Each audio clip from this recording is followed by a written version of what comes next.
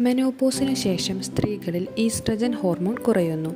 അതുകൊണ്ട് അസ്ഥികൾ ദുർബലമാവുകയും ഓസ്റ്റിയോപോറോസിസ് സാധ്യതകൾ കൂടുകയും ചെയ്യുന്നു. ഇതുമൂലം ശരീരവേദന, എല്ലുപൊട്ടലിന് സാധ്യത കൂടുന്നു. അസ്ഥികളുടെ ആരോഗ്യം സംരക്ഷിക്കാൻ ചില കാര്യങ്ങൾ ശ്രദ്ധിക്കാം. ആദ്യം തന്നെ ഭക്ഷണം. പാലും തൈരും ചെറുമീനും നട്ട്സും പയറുവർഗ്ഗങ്ങളും കാൽഷ്യം റിച്ച് ആയതിനാൽ ഭക്ഷണത്തിൽ ഉൾപ്പെടുത്താവുന്നതാണ്. ദിവസവും ഒരു 10 മിനിറ്റ് സൂര്യപ്രകാശം കൊള്ളുക. മുട്ട, മത്സ്യം ദിവസവും കഴിക്കുക.